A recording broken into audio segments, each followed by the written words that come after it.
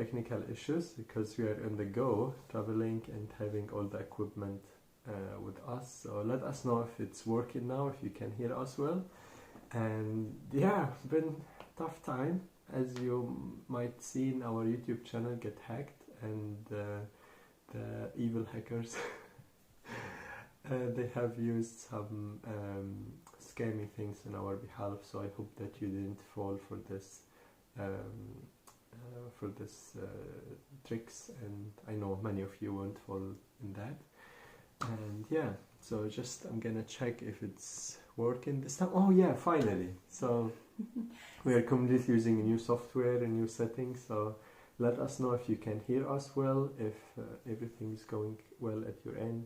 We're also in a different place again. Yeah. We are in Denmark, in this beautiful little island, visiting a community and staying with some friends. So every time we're in a different place, we're like setting up everything again, and yeah, sometimes there's a bit of a hassle. And today we're gonna share about security versus freedom, and what we have learned during this time of like having our privacy compromised in order to secure our account. And we see this like also as a reflection in the world, like how much are we willing, or society is willing to give up on freedom and human rights just to feel safe. So those are some thoughts we're gonna reflect on it today. Yeah, and it's also very interesting to reflect on, why did we manifest this? Mm-hmm. Like, is there something in an energetic level where we're not upholding our boundaries, that we allow this to come in, that we allow something external to come and basically take. They didn't quite manage to do that, they tried many different accounts to hack many of our accounts, but they were not able to, luckily. Yeah, we defended, but it's still, the YouTube channel was down for like almost 3 days, which was very stressful for us. We heard a lot of people who couldn't actually recover their channels, and that's because as Google companies collecting so much information about people, and some people choose to keep it private. So we had to give so much information about us, about our travel, about what ID we used, what devices we used, and to secure it we had to use only Google devices for our channel. So that was kind of like a big compromise from our side to secure it for the coming days. And I see that how that is also going to be implemented for normal users, not only content creator. So it's kind of like you're forced to be in this artificial algorithmic devices, and track your identity and track your location and track everything as long as you have this device on you. So yeah, there's many things to reflect on actually. So this dilemma of safety versus freedom is something that the humanity as a whole is facing at this moment. Mm-hmm.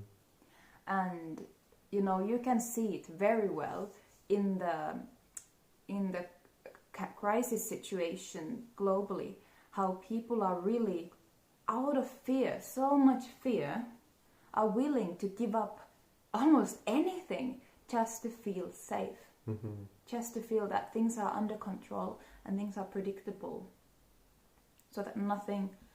And this is obviously coming out of fear. Mm. But what is the cost, guys? Wow. What is the cost of giving up, of having total and absolute safety, which is ultimately not even possible? Mm. It's not possible to have illusion. that. It's an illusion.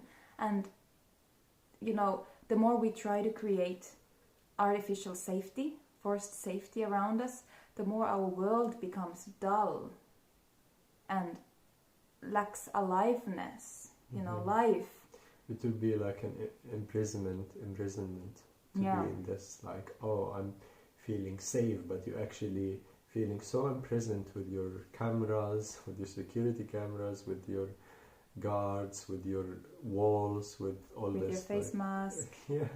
With your green pass, Yeah, and all this tracking that's coming and being implemented everywhere.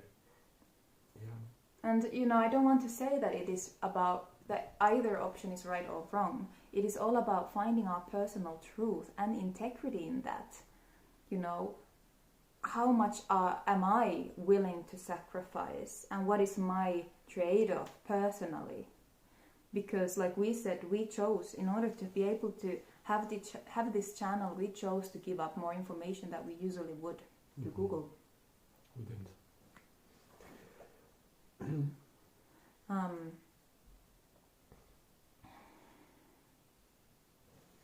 Welcome Ravel, welcome Mario Trax, welcome Sistful, I can't pronounce your name.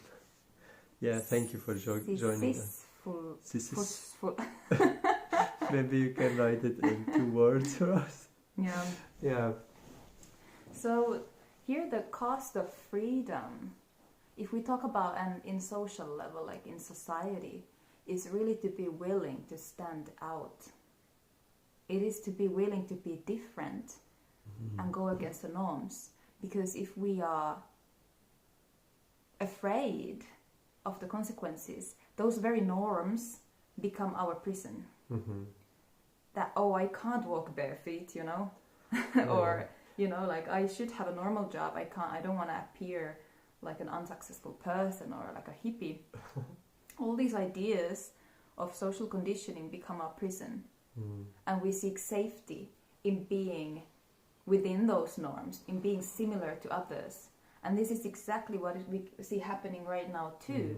A lot of people don't actually really want the measures that are taking place. They don't really agree with it, but they are choosing it for social safety. So it's not even about physical safety of not, getting the V. It's really about, I don't want to stand out.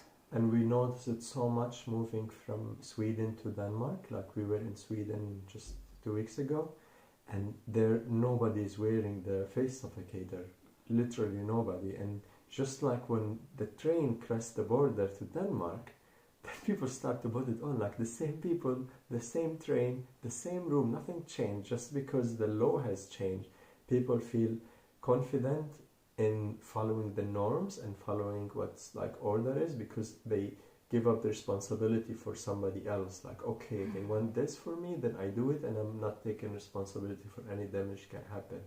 And that's like, I found it very creepy a little bit actually. And like it just shows how much people are out of their center and not connected to what's like true to them. So that was like kind of a big shock for us to see how things can go so wrong if people in authority and like making those orders are not having the best interest for humanity, which if you're been looking deeply in the world matter, you will see that it's not the case actually. Yeah, we talked about this before, how we are projecting unconsciously basically our parent onto the government and onto even something like, I was saying earlier that Google is like this everything, how do you call it, all-seeing parent who influences all the areas of our digital lives, So what is the fear really that is driving people to choose safety at any cost? What is that fear? Because it's coming from a fear. If you think about it, there may be a fear of like survival fear, of course, like the fear of death is a big one, because that's part of being out of control, not knowing what is going to happen to us. But that too is what we project onto death.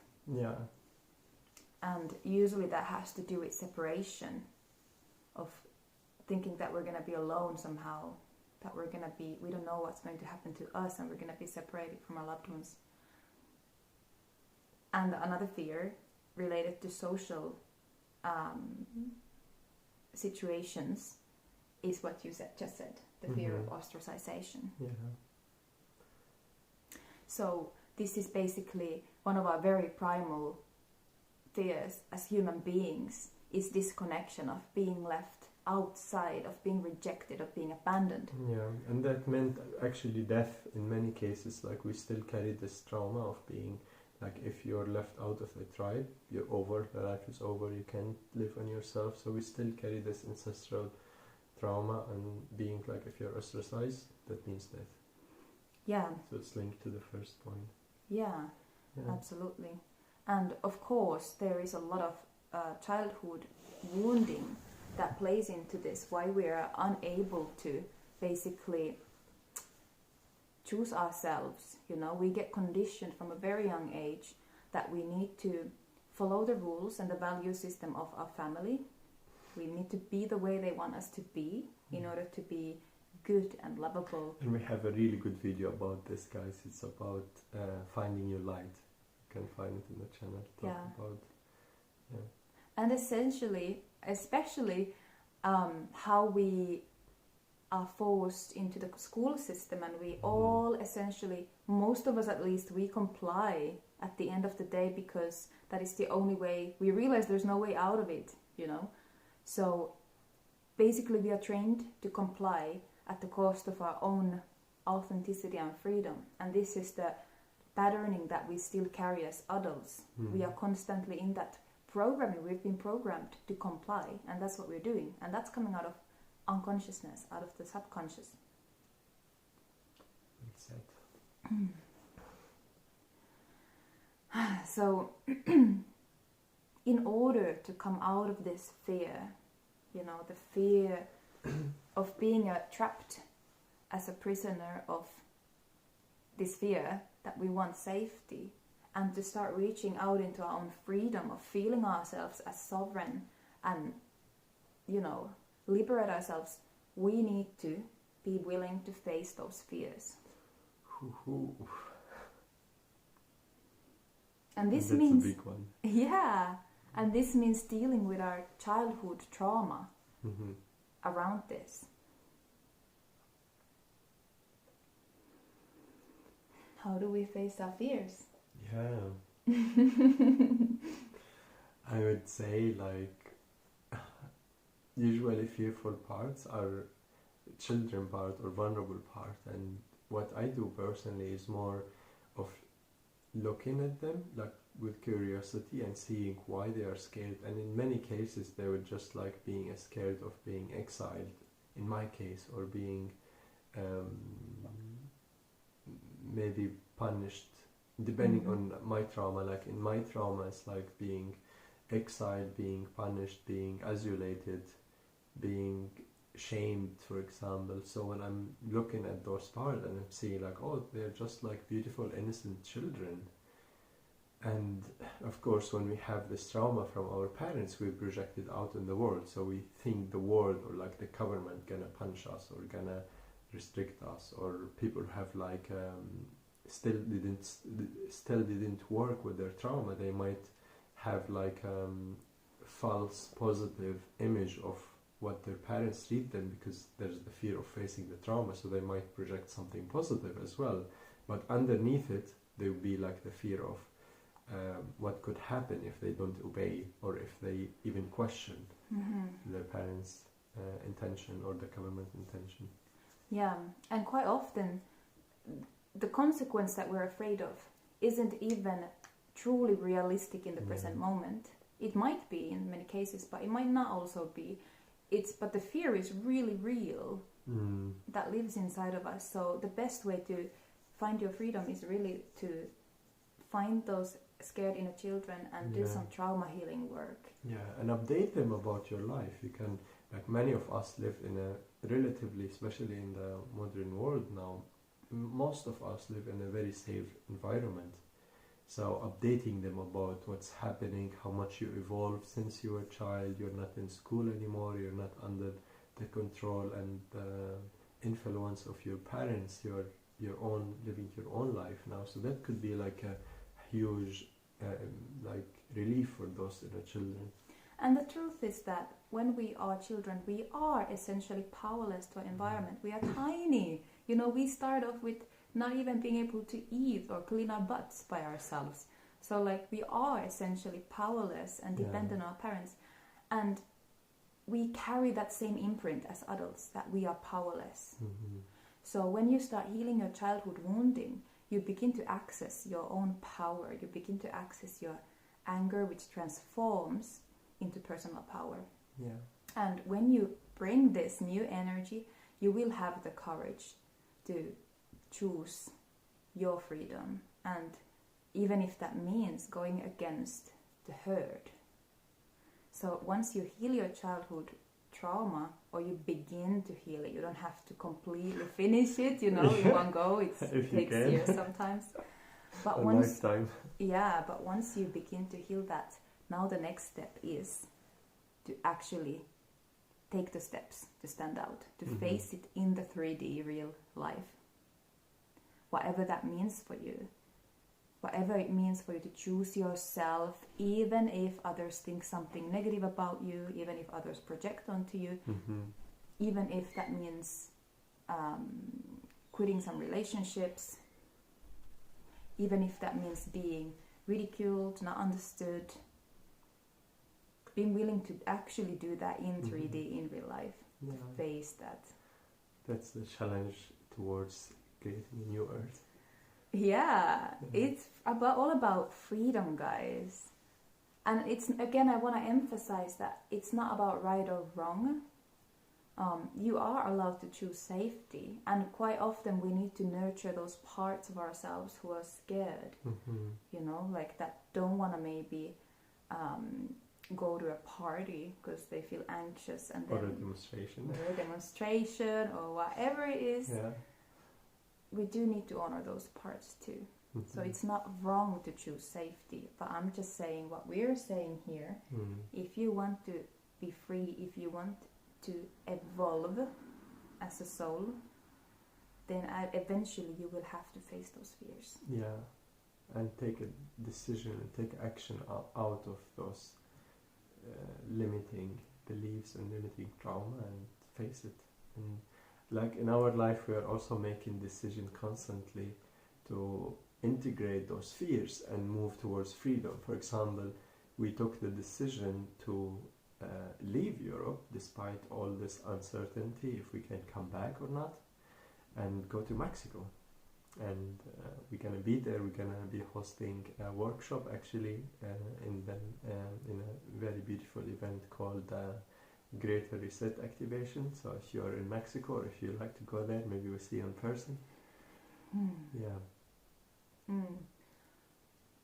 Yeah, so let me just see if I had anything else. Oh yeah, Jody said, freedom and safety should not be separate from one another. Yeah, well, I mean, when we choose safety at cost of freedom, it's not really true safety. It's more usually out of fear. Out of fear, it's an attempt to control reality. Maybe you can explain more, Jody, to understand your point exactly. Marie said hi. Hi, Marie. And Sissy said, to me it feels like the biggest fear might be the fear of self-response. I don't understand what you mean. Also, if you would like to explain more. Self-response. Yeah, love to understand you more. Yeah. So I guess ultimately it's a journey of becoming more conscious, more aware of our reptilian brain responses that we're acting out of, and surrendering to life, rather than, as opposed to trying to control everything to be safe, trying to do everything to eliminate all risk. This just makes life dull. So I see it more as a practice of surrendering to life and allowing ourselves to feel everything, to not keep ourselves safe from negative emotions or any emotion or sensation, but to surrender to that whatever life brings to us.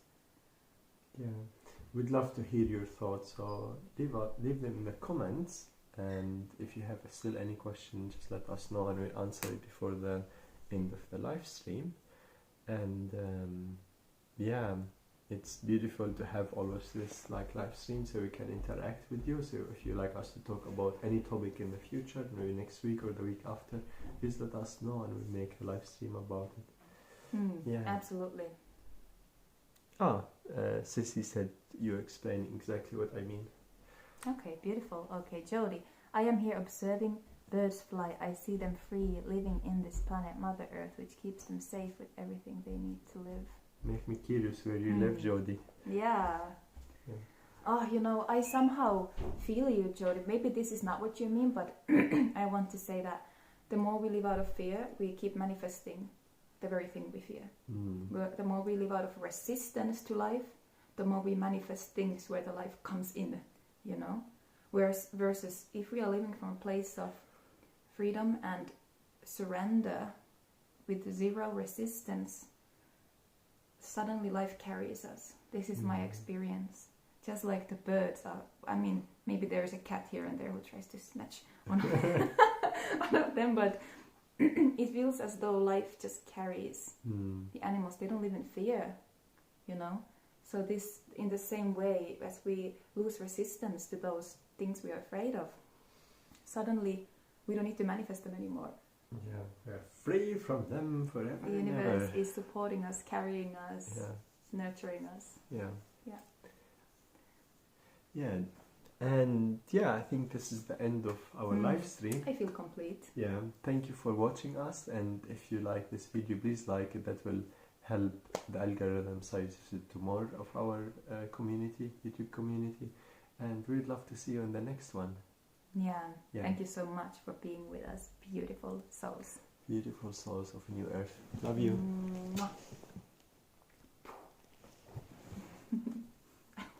My butt was in.